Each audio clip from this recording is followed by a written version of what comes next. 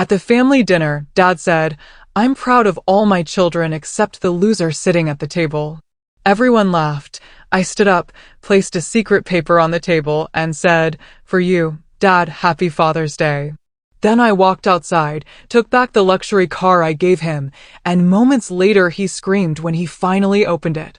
For 32 years, I chased a ghost, a father's approval that shimmered just out of reach. Then, at one brutal family dinner, an envelope in my purse, a ticking time bomb, revealed the truth, and it shattered everything I thought I knew. It wasn't just about my father's indifference anymore.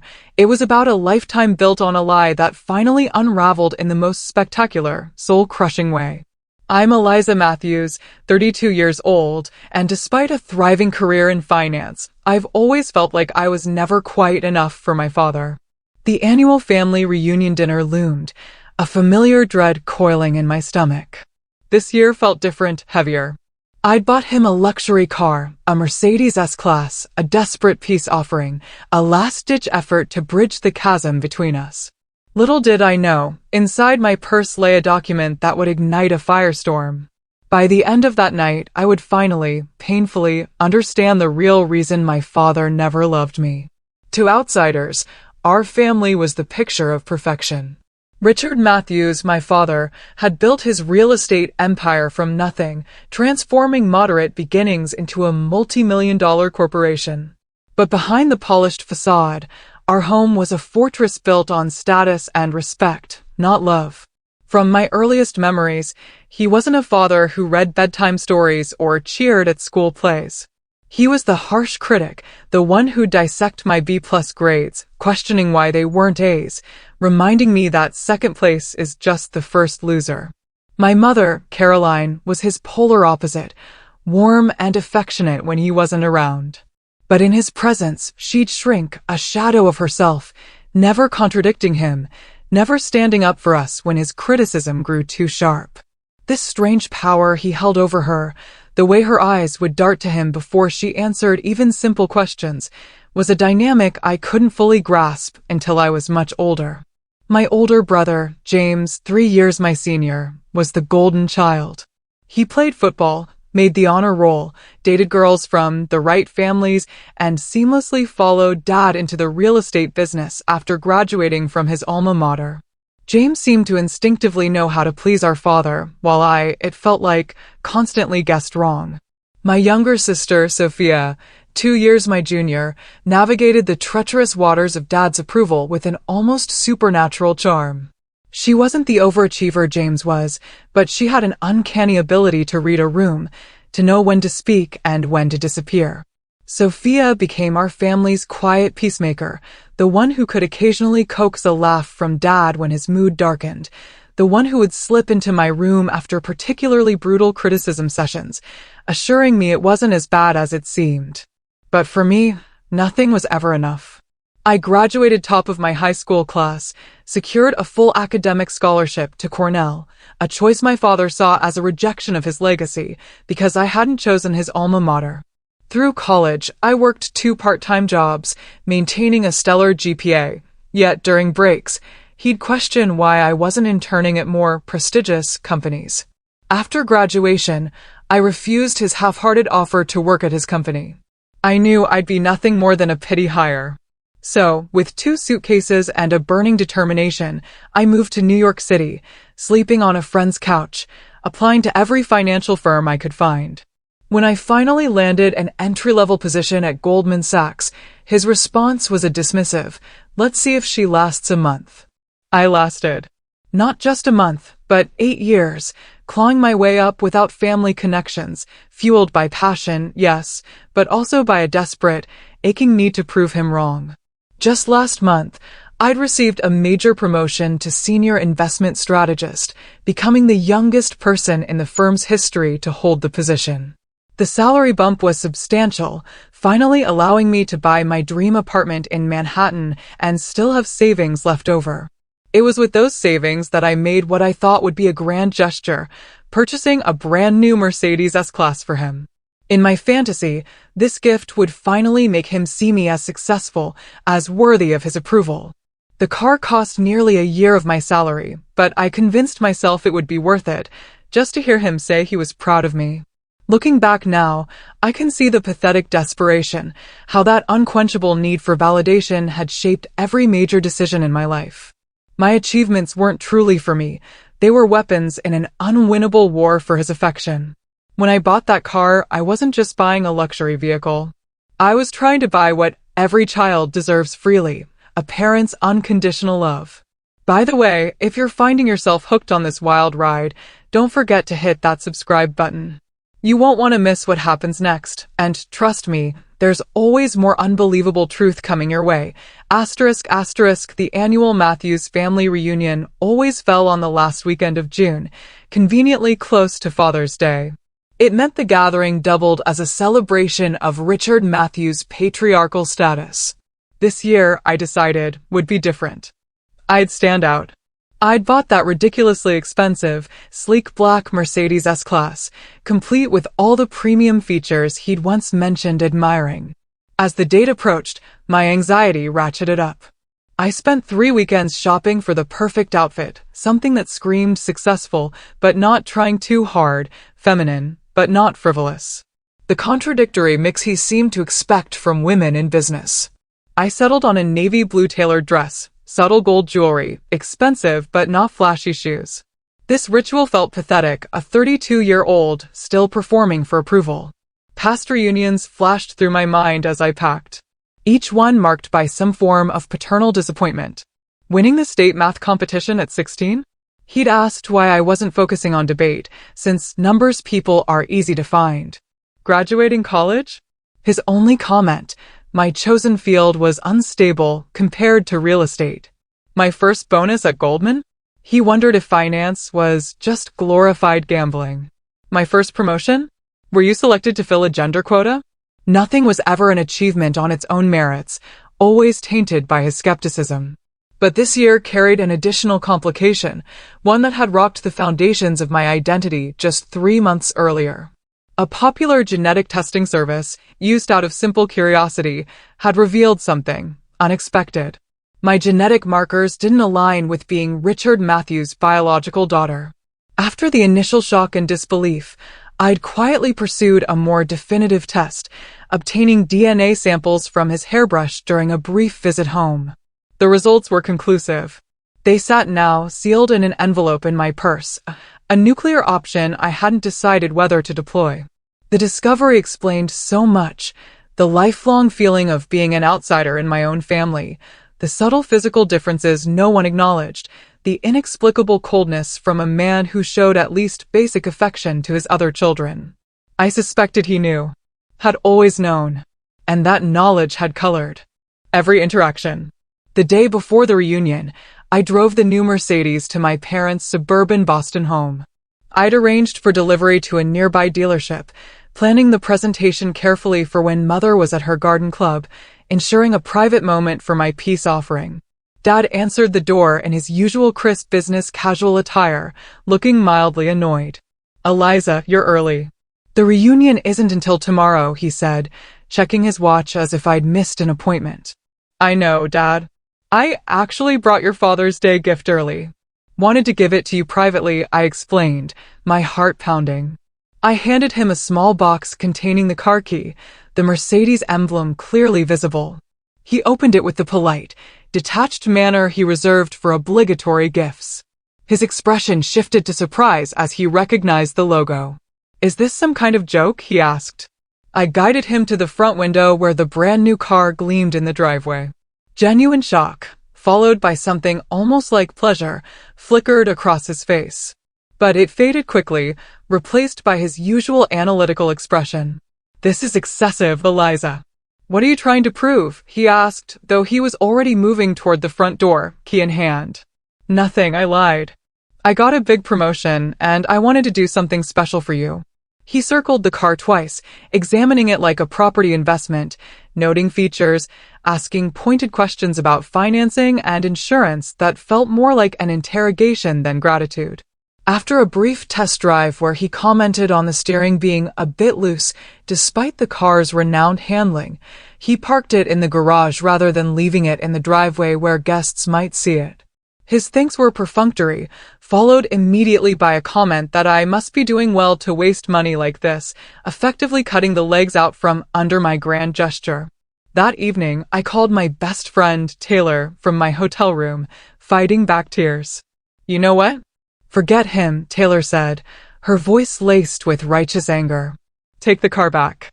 He doesn't deserve it." I dismissed the suggestion, still clinging to a desperate sliver of hope that tomorrow would be different, that in front of others, he might finally show appreciation, might finally see me. "Just promise me you won't show him that test," Taylor warned. "Not unless you're prepared for nuclear fallout." I promised.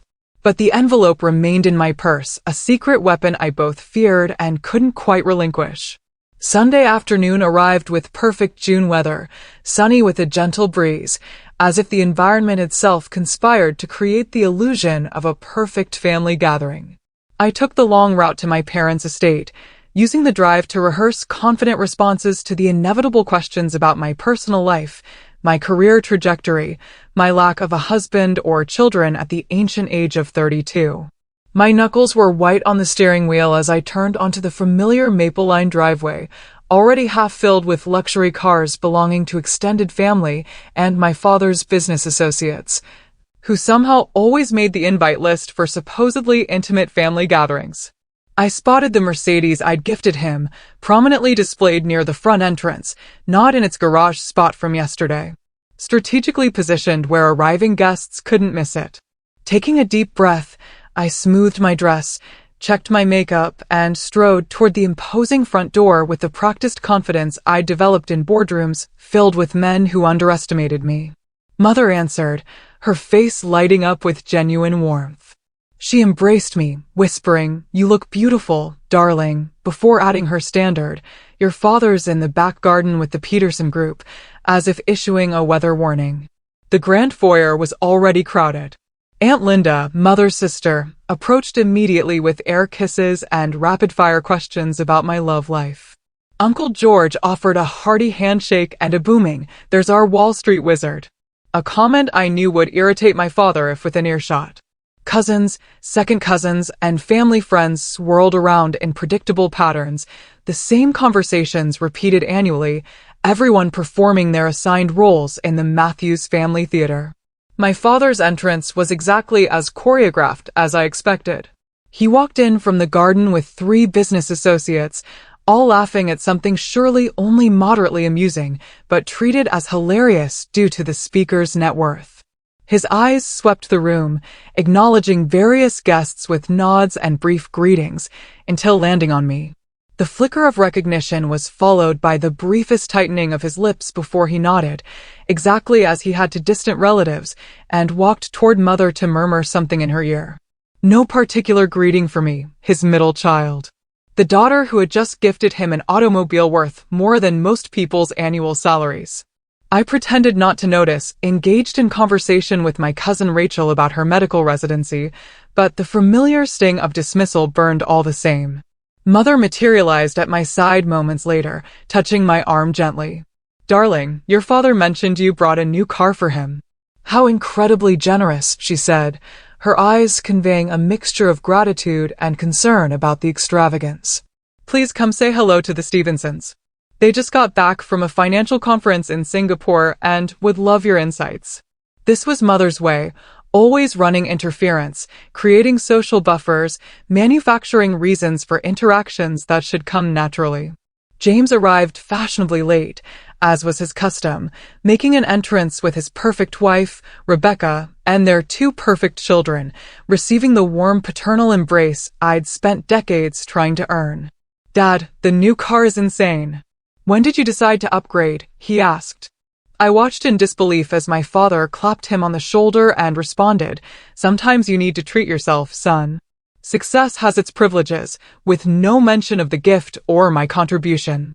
Sophia intercepted me before I could process this blatant erasure, pulling me into a genuine hug that lingered just long enough to communicate her understanding. "I heard about your promotion. That's amazing, Liz." "Seriously groundbreaking," she whispered, using my childhood nickname that no one else used anymore. Her sincerity was a balm, but the contrast with our father's indifference only highlighted the disparity. As appetizers circulated, carried by hired staff, I noticed my father leading a group of his business associates toward the front drive, gesturing animatedly. Through the large bay windows, I could see him showing off the Mercedes, opening doors, pointing out features, his face alive with a pride I'd never seen directed at me. "He's been doing that all morning," Sophia murmured, appearing at my elbow with a glass of wine that I gratefully accepted. 3 separate tours for different groups of his cronies. "Mother told me you bought it for him." "That was incredibly generous, Liz." I sipped the wine, watching as my father settled into the driver's seat, inviting one of his associates to experience the passenger-side luxury. Generosity wasn't my motivation, I admitted quietly. Just once, I wanted him to see me as successful, as worthy of notice. Pathetic, right? Sophia squeezed my arm. Not. Pathetic, human. But Liz, you need to understand. She hesitated, choosing her words carefully. Dad will never give you what you're looking for. It's not because you don't deserve it, but because he isn't capable of it. Something in him is broken when it comes to you specifically. Her words hit with surprising force. Not because they were new information, but because hearing someone else acknowledge the dynamic I'd experienced my entire life made it suddenly, painfully real in a way my private thoughts never had. The weight of the paternity test in my purse seemed to double.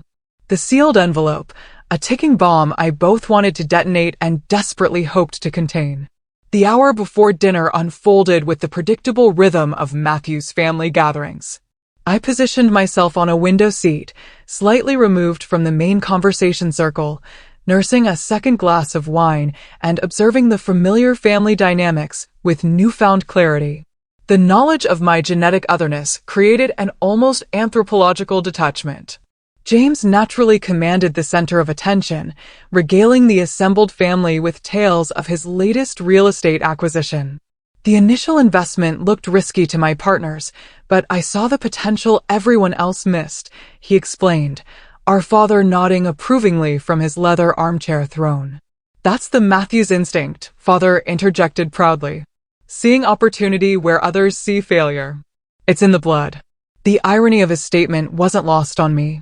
The phantom weight of the envelope in my purse grew heavier with each blood-related claim. The conversation shifted inevitably in my direction as James concluded his self-congratulatory monologue. Eliza, Richard tells me you've moved up at your firm, my Uncle Robert remarked, genuine interest in his voice. Senior investment strategist, isn't it? Impressive for someone your age. Before I could respond, Father cleared his throat. It's a good stepping stone position. The financial sector is volatile though, always has been. Not like having something tangible, like property. He turned toward James. Real assets withstand market fluctuations. They persist through generations. The familiar dismissal stung despite my anticipation of it. The calculated pivot back to James and real estate. The implied inferiority of my chosen career path. Actually, Father, I began. Summoning the professional voice I used in difficult client meetings, my division generated 38% returns last quarter, outperforming the market by 22 points during significant volatility. Our risk assessment model, which I developed, has been adopted company-wide. A moment of impressed silence followed before Father responded with a dismissive wave. Numbers on paper. When the next recession hits, we'll see how that holds up. He turned to his business associate. Henry, speaking of property values, what do you think of the zoning changes in the Cambridge corridor? I excused myself to refresh my drink, encountering Sophia in the hallway as she returned from checking on her husband, who was watching the children in the backyard. Don't let him get to you, she whispered, squeezing my arm. I heard about your model from Michael's cousin who works in finance.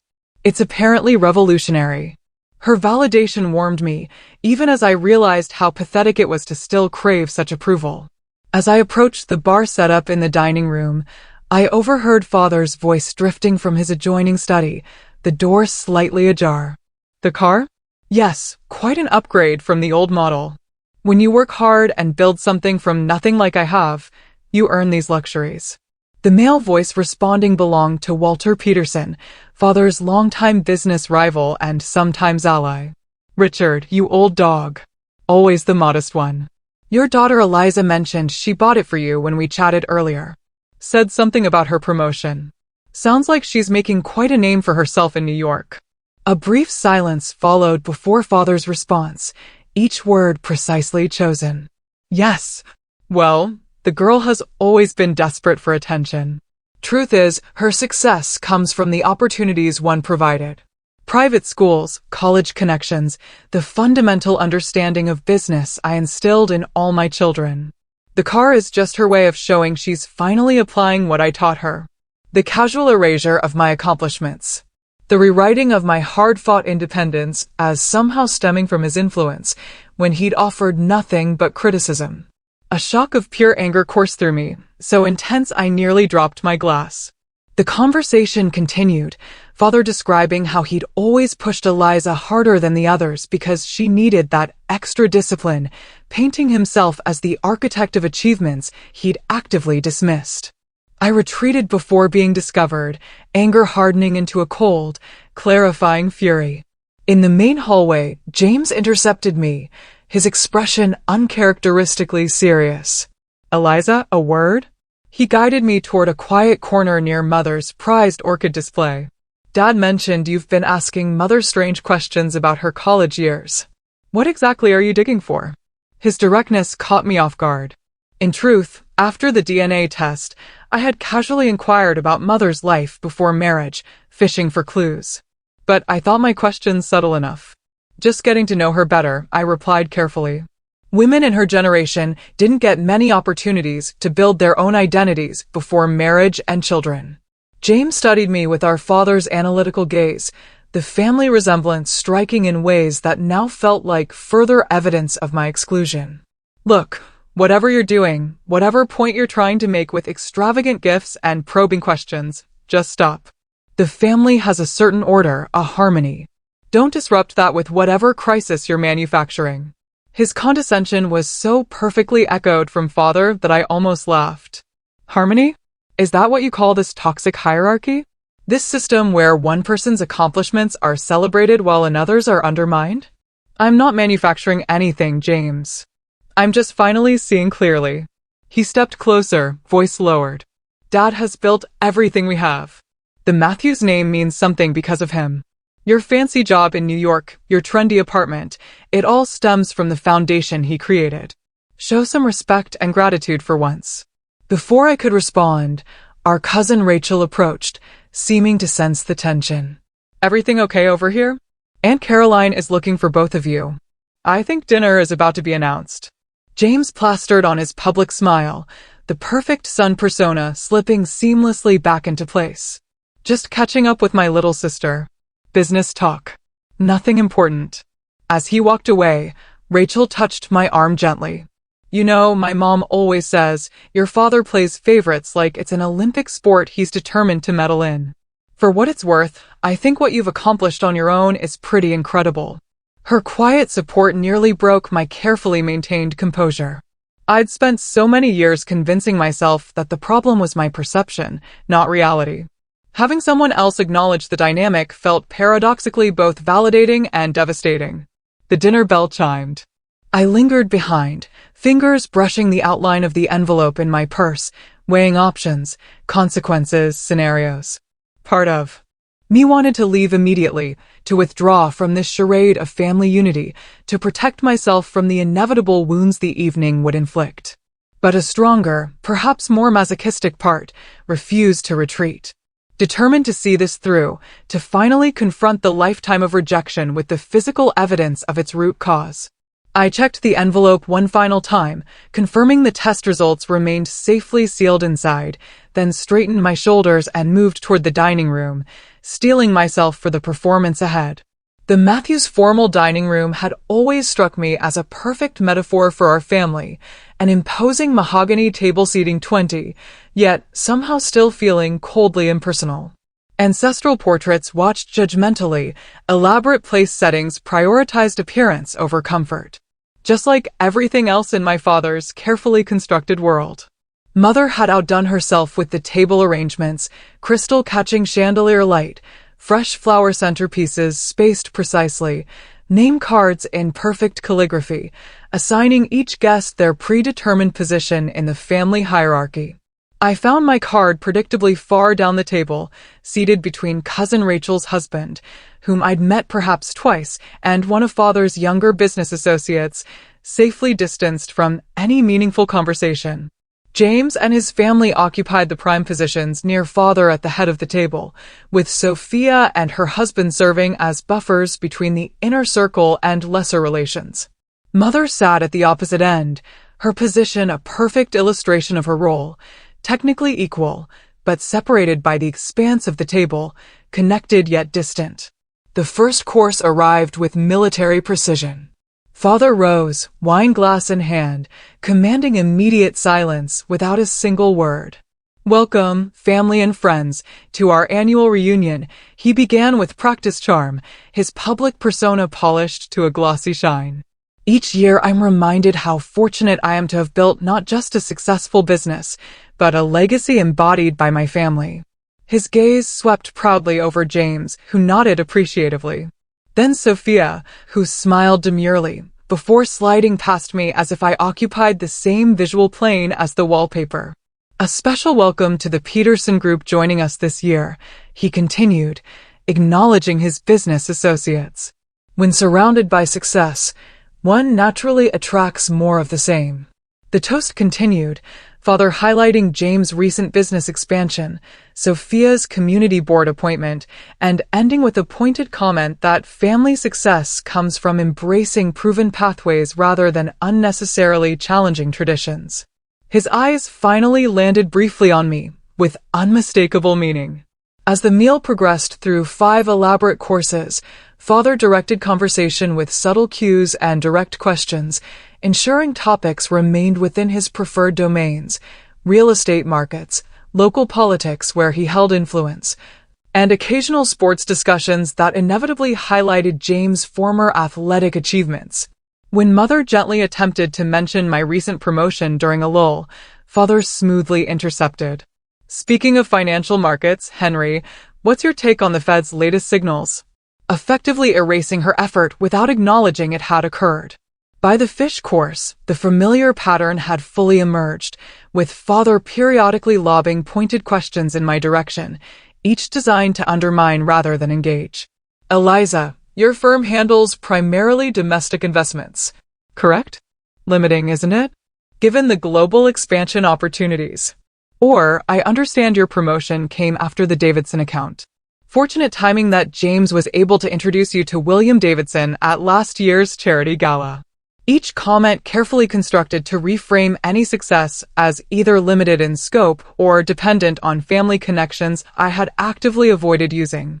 I maintained the pleasant, professional demeanor I'd perfected in hostile boardrooms, refusing to show the emotional reaction he seemed determined to provoke. Actually, Father, our international division integrated my risk assessment model last quarter, and the Davidson account came through a blind pitch competition. No introductions involved. My corrections were delivered with practiced lightness, though I noticed Sophia's sympathetic grimace at each exchange. The familiar family dance, painful in its predictability. The main course arrived, an unnecessarily elaborate beef Wellington that required all attention for several minutes, providing brief respite from the conversational minefield. Father used the opportunity to open another bottle of prohibitively expensive wine, his consumption steadily increasing, a concerning pattern Mother tracked with nervous glances. James leaned over to mutter something in Father's ear, receiving a dismissive wave in response. As coffee and dessert were served, Father's attention swung back in my direction, alcohol having eroded what minimal filters he typically maintained. Eliza, Richard tells me you're still single, commented Mrs. Peterson with well-meaning interest. Such a beautiful, accomplished young woman. The men in New York must be intimidated. Before I could formulate a polite response about prioritizing career advancement, Father interjected. Eliza has always been focused on proving something rather than building something, he said, swirling his bourbon contemplatively. Some people chase accomplishments to fill other voids. Family requires compromise, something the Matthews women have traditionally understood better than she has. The casual cruelty landed with practiced precision, implying my professional success was compensation for personal failure, rather than an achievement in its own right. Mother's sharp intake of breath was audible even from my distant table position. "Richard," she began with uncharacteristic firmness, but he continued as if she hadn't spoken. Perhaps if Eliza had shown more interest in suitable matches I introduced over the years, rather than dismissing them as boring or conventional, she wouldn't be facing her 30s alone. Each word was carefully selected for maximum impact. The public dissection of my personal choices presented as paternal concern rather than the hostile critique it truly was. The familiar pressure built behind my eyes. The childhood urge to flee from the table, fighting against adult determination to maintain dignity. I took a measured sip of water, noting with detached interest that my hand remained steady despite the emotional turbulence beneath. "I appreciate your concern for my personal fulfillment, Father," I responded evenly, drawing on every negotiation technique I'd ever learned. "But as you've often emphasized, Matthew's focus on results and my results speak for themselves." A tense silence fell over the table.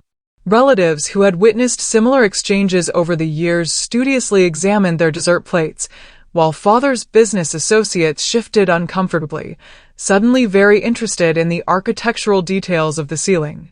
The pressure in my chest expanded with each heartbeat. The culmination of a lifetime of these moments. These public humiliations thinly disguised as family concern. These careful erasures of my personhood and achievements. The envelope in my purse seemed to pulse with potential energy, a nuclear option I had promised myself and Taylor I wouldn't deploy. As waitstaff cleared dessert plates, I realized with perfect clarity that the current path was unsustainable, that continuing to seek approval from a man genetically programmed to withhold it was a form of self-destruction I could no longer afford. As coffee cups were being refilled and brandy offered to conclude the elaborate meal, Father pushed his chair back slightly, a signal universally understood by the gathered family as preparation for one of his impromptu speeches, a tradition that had evolved over years of Matthew's gatherings. The anticipatory silence fell immediately, conversations halting mid-sentence, silverware carefully placed down, all attention reflexively turning toward the patriarch. Father stood, brandy snifter in hand, his expression taking on the benevolent authority he reserved for these moments of public performance. Before we dispersed to the garden for our annual family photograph, he began, voice carrying that particular timbre of someone accustomed to commanding rooms. "I'd like to take a moment to express my pride in what the Matthews family continues to build together." He gestured expansively, including the business associates as honorary members of this supposed dynasty. A family is much like a business enterprise, requiring vision, leadership, and participants who understand their roles in creating collective success. His gaze swept the table in that practiced way of appearing to make eye contact with everyone while actually connecting with no one. As I look around this table, I'm reminded of how fortunate I am to have children who contribute to the family legacy in meaningful ways. He turned toward James, raising his glass slightly. "James, your business acumen continues to impress not just me, but the entire Boston development community. The Riverside Project represents exactly the kind of bold, forward-thinking approach that distinguishes Matthew's projects from lesser ventures. You've not only embraced the lessons I've taught you, but you've elevated them." James nodded with practiced humility that barely concealed his satisfaction. The golden child receiving his expected due. Father then shifted towards Sophia, his expression warming further. "And Sophia, your grace in balancing family responsibilities with community leadership shows remarkable maturity. Your work with the Children's Hospital Board has brought genuine prestige to the Matthews name, reminding us all that true success includes giving back. Your mother and I couldn't be prouder of the family you're raising and the values you represent." Sophia's smile was genuine, if slightly uncomfortable, with the spotlight, always more comfortable facilitating others' recognition than receiving her own. I braced myself for what would inevitably come next, the careful omission, the pointed silence where my name should be, the practiced technique of praise by exclusion that would communicate volumes to everyone present without requiring explicit criticism. What happened instead was somehow worse. Father's gaze finally landed on me, the slight narrowing of his eyes betraying the calculated nature of what would follow. As I reflect on my children's accomplishments, he continued, voice modulating to what others might mistake for thoughtfulness rather than the prelude to attack it actually signaled. I'm struck by how differently success can be defined. He took a deliberate sip of brandy, the theatrical pause allowing tension to build. I'm proud of all my children, he announced, raising his glass higher. And for a suspended moment, I felt a ridiculous flutter of hope, quickly extinguished by his continuation, except for the loser sitting at this table. The words landed with precision cruelty, followed by a beat of shocked silence. Then, uncertain laughter rippled through the guests, most assuming this must be some inside family joke rather than the public evisceration it actually was. I felt blood rush to my face, then drain away completely, leaving a cold numbness as every eye at the table turned toward me with expressions ranging from embarrassment to pity to morbid curiosity. Father continued as if he'd made a mild joke about the weather. Some people measure success by titles and salaries, by superficial achievements that look impressive on paper but lack substance and staying power. True success comes from continuing family traditions, from building upon foundations rather than constantly seeking to prove individual worth at the expense of collective strength. The deliberate vagueness of some people fooled no one. The target of his remarks was crystalline in its clarity. Mother's face had gone completely white, her knuckles bloodless around her napkin, while James looked smugly satisfied and Sophia openly mortified. Cousin Rachel reached across her husband to touch my arm in silent support, but I barely registered the gesture. My entire consciousness narrowed to a pinpoint focus on the man at the head of the table, who had just confirmed what the DNA test had already told me, that I was fundamentally separate, other, not truly part of this family in his eyes. For 20 seconds that stretched like hours, I remained frozen, experiencing the physical sensations of humiliation with clinical detachment, the burning face, the constricted throat, the accelerated heartbeat, the fight-or-flight response flooding my system with adrenaline.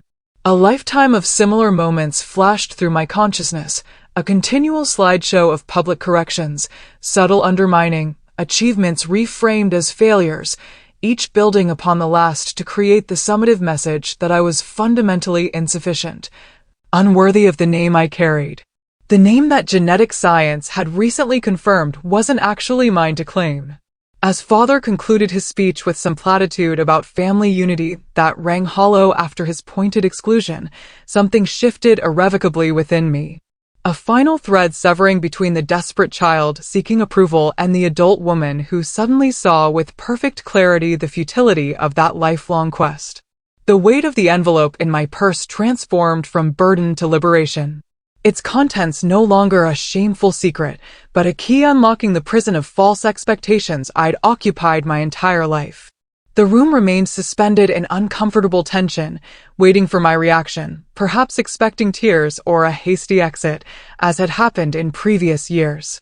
The predictable conclusion to the familiar family drama. Instead, I felt a strange calm descend, a clarity of purpose crystallizing around the decision that had perhaps been inevitable from the moment the test results arrived. Without fully planning the action, I found myself standing, the movement so smooth and deliberate that it commanded immediate attention. Conversations halted mid-sentence as all eyes turned toward me, expressions ranging from curiosity to apprehension, the latter primarily from those who had witnessed previous Matthews family confrontations. My champagne glass remained on the table, deliberately not raised, the symbolism of my refusal to toast unmistakable. I smoothed my dress with steady hands, surprising myself with the absolute calm that had replaced the earlier turmoil, as if I'd passed through a storm into its peaceful eye. "Thank you, Father, for that illuminating speech," I began, my voice carrying clearly without effort. The professional tone I'd perfected in boardrooms serving me well in this unexpected moment. I spent 32 years trying to earn approval that was never going to be granted, measuring myself against standards that mysteriously shifted whenever I approached meeting them. Today, I finally understand why. The room had gone completely still, the kind of weighted silence that precedes significant moments. Mother's face was a mask of alarm, while Father's expression darkened with the recognition that this script wasn't following his expected pattern. For those keeping score, I continued with deliberate lightness that belied the magnitude of what was coming. I graduated top of my class from Cornell, built a career without family connections, and recently became the youngest senior investment strategist in my firm's history. By most objective measures, hardly the definition of a loser. I allowed my gaze to sweep the table, establishing brief eye contact with several relatives who nodded slightly in acknowledgement before returning my attention to Father. But success in Richard Matthews's world has never been about objective achievement, has it? It's about conformity to his specific vision, about reflecting glory back upon him rather than creating one's own light. I reached for my purse with deliberate calm, aware that every movement was being closely observed, the unusual spectacle of the compliant middle child finally breaking rank too compelling to ignore. I bought you a car worth more than most people make in a year, I said directly to Father, whose face had settled into the cold mask he wore when business negotiations weren't proceeding to his advantage. Not because you needed it or even particularly deserved it, but because I still harbored the childish hope that a grand enough gesture might finally bridge whatever mysterious gap has existed between us my entire life.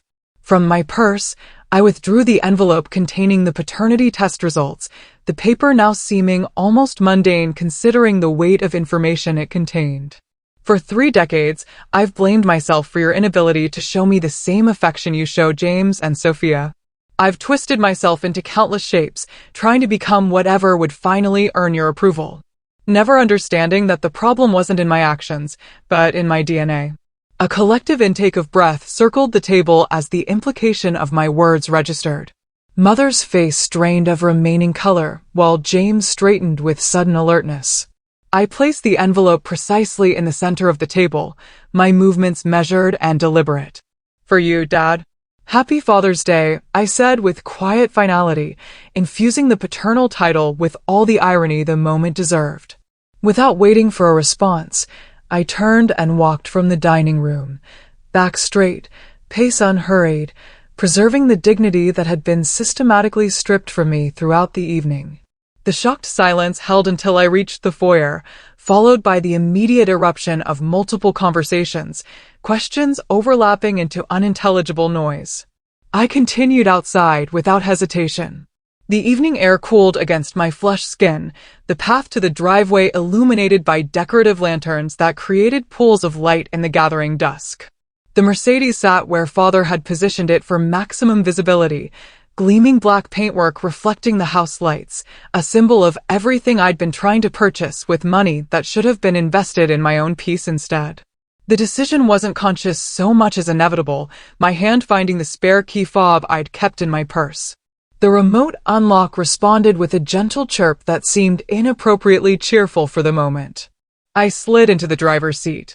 The leather interior still carried the new car smell, mixed with the faint trace of Father's cologne, an olfactory reminder of his brief possession that would soon fade. Through the windshield, I could see figures appearing at the dining room windows, silhouettes gesturing animatedly. The family drama now fully unleashed by my departure and revelation. The engine purred to life with expensive precision, the dashboard illuminating with welcome lights as if nothing momentous had occurred. As if this were simply another drive rather than a definitive break with 32 years of emotional servitude. As I reversed down the driveway, I caught a glimpse of the front door flying open. Father's figure framed in the light, one hand clutching what appeared to be the opened envelope. His mouth open in what might have been my name, but was lost beneath the gentle rumble of the German-engineered engine. The symmetry struck me as I accelerated away. The luxury car he had showcased to associates while minimizing my contribution, now physically removed, just as he had attempted to minimize my existence for 3 decades. Both acts of erasure meeting in perfect narrative balance. The realization solidified what had been intuitive action into conscious decision. The reclamation of the gift paralleling the reclamation of self-worth I was simultaneously undertaking, both unburdened by expectations of gratitude that had never been forthcoming. In the rearview mirror, The Matthews estate receded, growing smaller with each second, its grandeur diminishing with distance, just as its emotional hold on me weakened with each rotation of the wheels carrying me away. The lightness spreading through my chest wasn't happiness exactly, too complex and bittersweet for such a simple label, but rather the unfamiliar sensation of freedom. Of choices suddenly unconstrained by the gravitational pull of paternal approval that had distorted my orbit for as long as I could remember. The Mercedes responded with quiet precision as I navigated away from the neighborhood of my childhood, each turn creating further distance between the person I had been 30 minutes ago and whoever I was becoming now. I made it almost to the highway entrance before the first call came through on my cell phone. Sophia's name flashing on the dashboard display, followed in rapid succession by James, mother, and several cousins. The digital evidence of chaos left in my wake. I silenced the ringer, but didn't turn the phone off completely. Some part of me needed to witness the fallout, even if I wasn't ready to engage with it directly. As I merged onto the highway, headed toward Boston proper rather than back to New York, I allowed myself a single glance in the rearview mirror. Just as a male figure I recognized as my father rushed into the street behind me. His normally composed face contorted in an expression I'd never seen before, something beyond anger, into territory I couldn't immediately identify. The distance was too great to hear his voice, but I didn't need audio to recognize the scream from his body language alone. Arms raised overhead in a gesture of such primal emotion that it momentarily rendered him unrecognizable as the controlled patriarch who had engineered decades of emotional manipulation. The image burned into my memory as I accelerated away, a visual representation of the seismic shift that had just occurred. The carefully constructed family narrative cracked beyond repair by 3 pages of scientific data and 1 moment of absolute clarity. By the time I checked into a downtown Boston hotel 30 minutes later, my phone displayed 17 missed calls and 29 text messages, the digital equivalent of the explosion I'd detonated before walking away. I placed the room key on the desk, kicked off my heels, and finally allowed myself to review the communications, starting with Sophia's texts, which progressed from confusion. What just happened? What was in that envelope? To concern, Liz. Please call me. Everyone's freaking out. To information, Dad is saying insane things. Mom locked herself in her room. James is threatening legal action about the car. Mother's voice messages began composed, but rapidly deteriorated. The first, a gentle Eliza, please call home when you get a chance, evolving into her 5th message where her voice cracked with emotion. The test can't be right. There must be some mistake. Please come back so we can discuss this as a family. James had limited himself to 2 texts, both threatening legal action if I didn't return Dad's property immediately and retract your disgusting accusations. The contrast between my siblings' responses was unsurprising.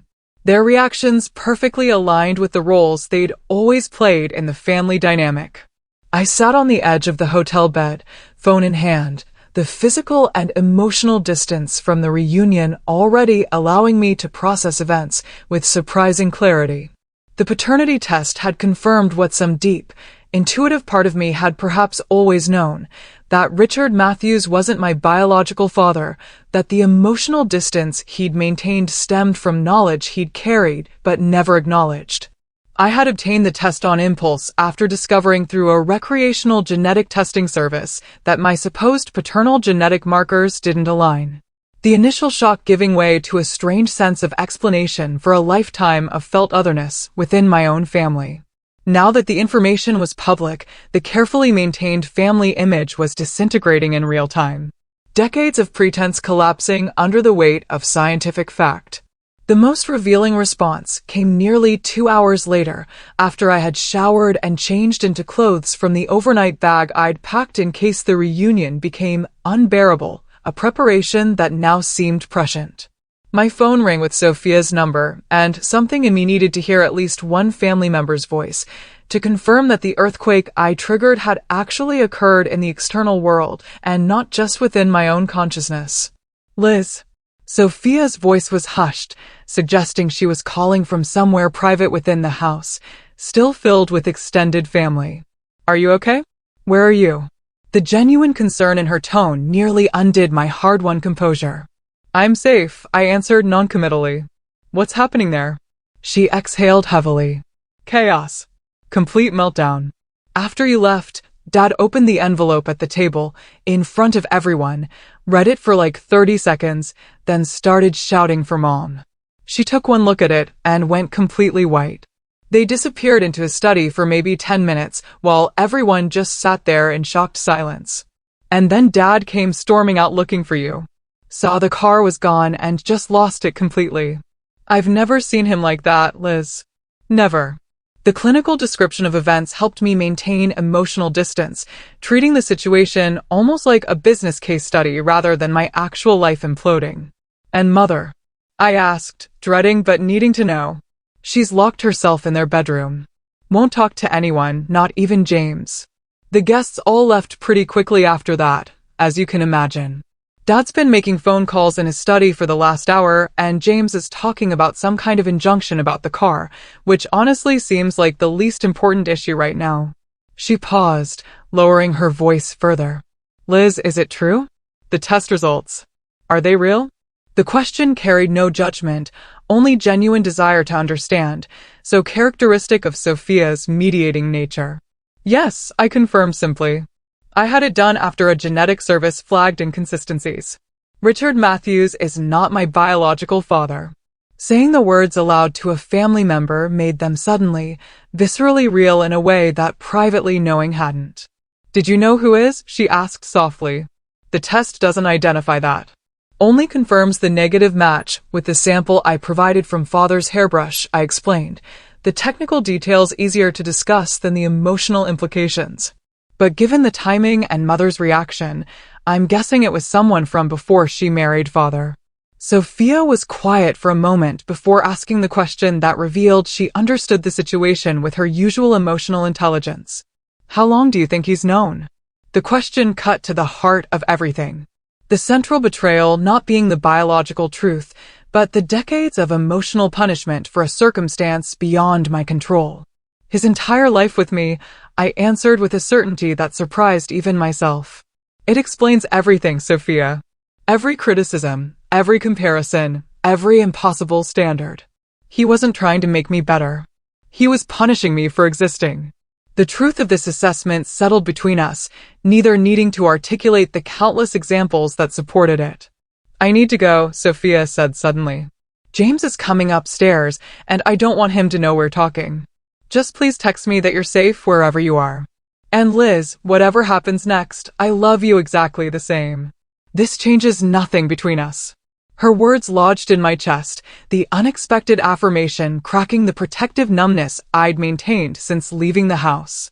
After hanging up, I moved to the hotel window overlooking Boston Harbor, the city lights reflecting on dark water.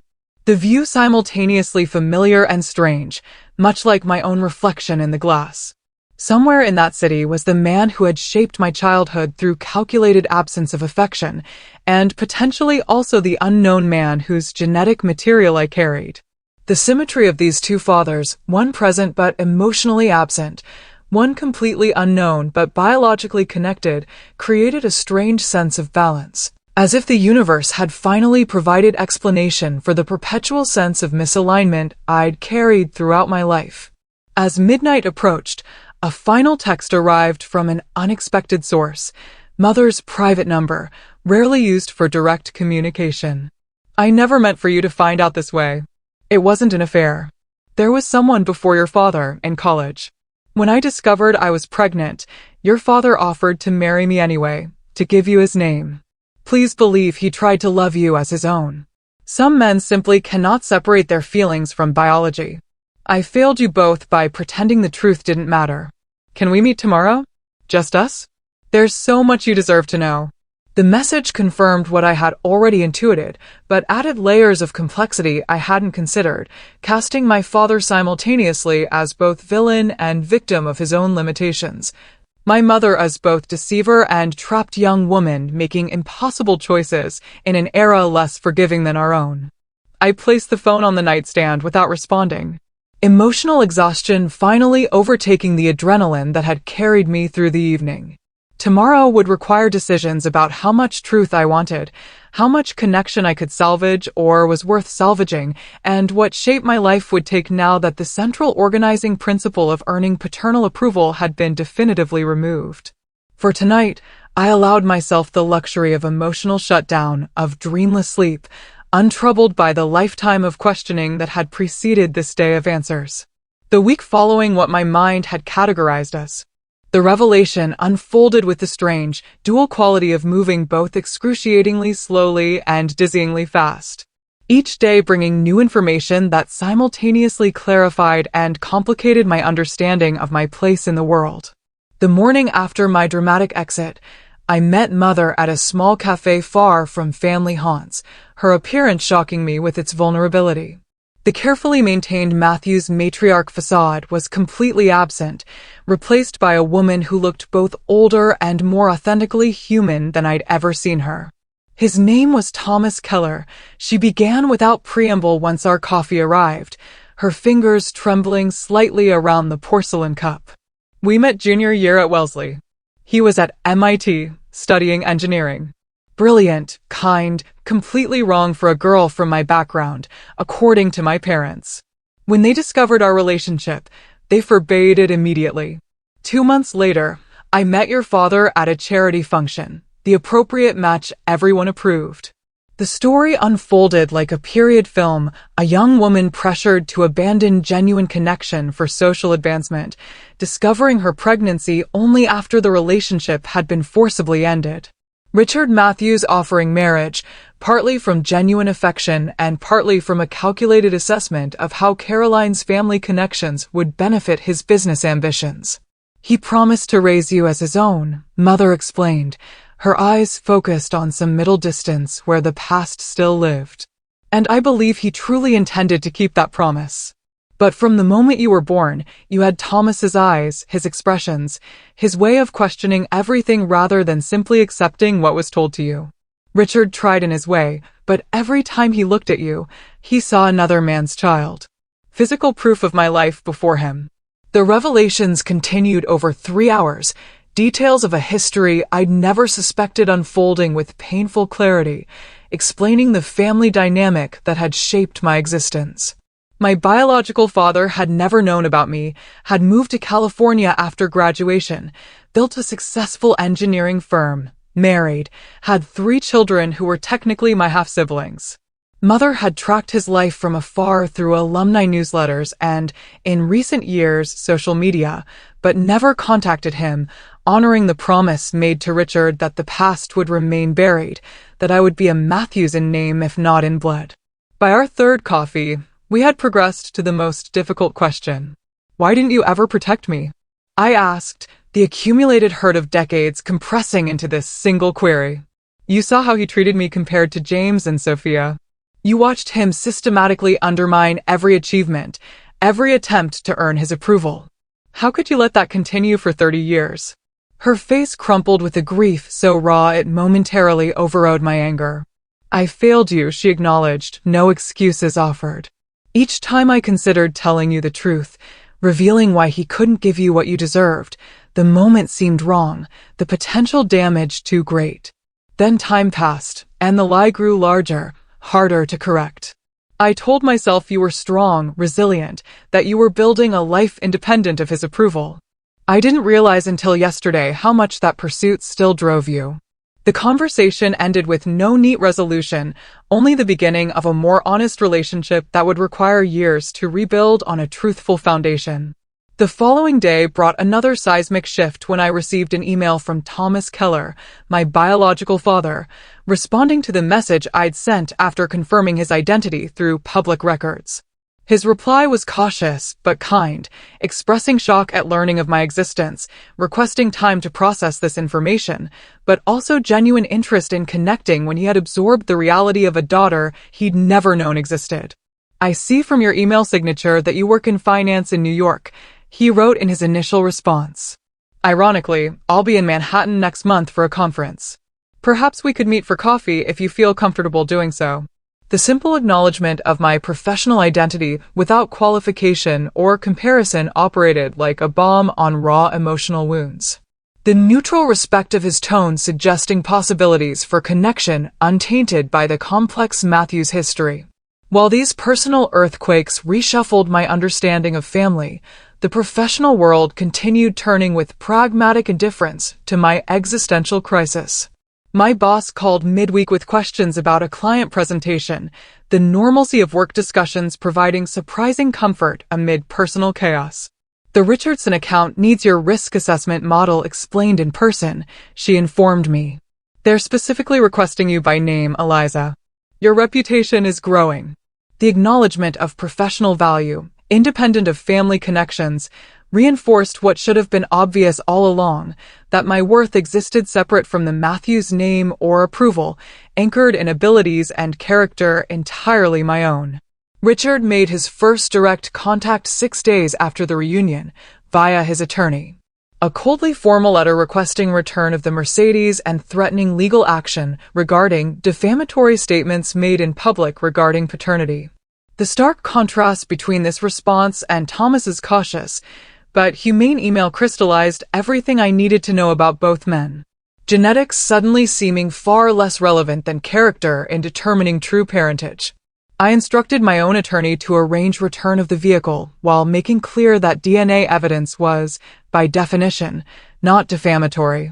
James maintained radio silence, his loyalty to father unsurprising given their genuine biological connection and shared worldview. Sophia, however, called daily, our relationship deepening through honest conversations about family dynamics we both observed but never previously discussed openly. He's been controlling the narrative our entire lives, she observed during one late-night call, making us compete for approval that was never equally available. I benefited from that system, but I always saw how it hurt you. I'm sorry I didn't stand up for you more. Her acknowledgement helped heal wounds I hadn't realized still festered. The validation of my experience from someone who had witnessed it firsthand, oddly more powerful than any test result could be. 6 months after the revelation, the landscape of my life had transformed in ways both subtle and profound. Weekly therapy sessions helped untangle the complex web of conditional love and performance anxiety that had driven my achievements, allowing me to recognize genuine accomplishments separate from desperate approval seeking. My relationship with Mother evolved into something more authentic. Her careful performance of perfection abandoned in favor of honest, sometimes painful, conversations about choices, consequences, and the complex love that had always existed beneath the Matthews family theater. I met Thomas Keller for the first time at a quiet restaurant near Central Park. The strange experience of seeing my own expressions and mannerisms mirrored in a man I'd never met was both unsettling and oddly comforting. You have my mother's analytical mind, he observed over dessert, hours into a conversation that flowed with surprising ease. But that spark when you talk about market patterns? That's apparently from my side. Our relationship developed cautiously, both respectful of its unusual beginning, neither expecting immediate father-daughter closeness, but building connection through shared intellectual interests and the discovery of genetic commonalities that explained lifelong traits I'd never seen reflected in the Matthews family. The final piece of this transformed life mosaic fell into place at Thanksgiving. I accepted Sophia's invitation to dinner at her home, rather than the traditional gathering at our parents' estate. Richard had declined to attend when informed of my presence, his continued rejection now producing more pity than pain. His limitations increasingly apparent as my own healing progressed. He can't change, Sophia explained as we prepared dessert together, her children playing in the next room with her husband. Not won't, genuinely can't. His entire identity is built around certainties that your existence challenges. The observation carried no judgment, simply recognition of the immovable reality we'd both accepted. After dinner, Mother called, her voice stronger than I remembered from childhood. The performative perfection replaced by authentic engagement. I'm proud of you, Eliza, she said simply. Not for your job or your address or anything you've achieved, though those things are remarkable. I'm proud of who you are, your resilience, your capacity to build truth from deception. I should have said that every day of your life. The words I'd sought from Richard for 3 decades freely given by the parent who had always loved me despite her flaws, landed with healing force precisely because they came without conditions or qualifications. As I ended the call, I realized the most profound truth of this 6-month journey. That family transcended genetics and legal definitions, comprising instead those who saw you clearly and loved you anyway, who honored your authentic self rather than demanding performance of assigned roles. The luxury car I'd purchased as a desperate offering to a father figure who could never truly accept me had been reclaimed and subsequently sold. The funds invested in my future rather than squandered on illusory approval. More importantly, I had reclaimed the emotional energy previously exhausted on an unwinnable quest for validation, redirecting it toward relationships that nourished rather than depleted, toward work undertaken for passion rather than proof of worth, toward building a life measured by internal fulfillment rather than external recognition. The journey from that fateful family dinner to this new equilibrium hadn't been linear or simple, each day bringing fresh challenges and occasional setbacks. But the trajectory remained consistently toward healing rather than further damage. Perhaps the most meaningful measure of growth came not from grand revelations, but from quiet Tuesday mornings when I awoke without immediately assessing my worthiness, when accomplishments were celebrated for their intrinsic value rather than their potential to finally earn paternal approval, when life was lived from an authentic foundation rather than performative desperation. As this Thanksgiving evening ended, I realized that while the mystery of my paternity had been solved, the more significant discovery was that its importance had diminished with each step towards self-acceptance. The question of whose blood I carried mattered far less than whose values I chose to embody, whose love I accepted as genuine, whose truth I claimed as my own. Have you ever discovered that your true family isn't always defined by blood? Sometimes the people who should love us unconditionally are the ones who hurt us most deeply. I'd love to read your thoughts in the comments below about how you've created your own chosen family or stood up to those who couldn't see your worth. Thanks for watching, and I'll see you next time.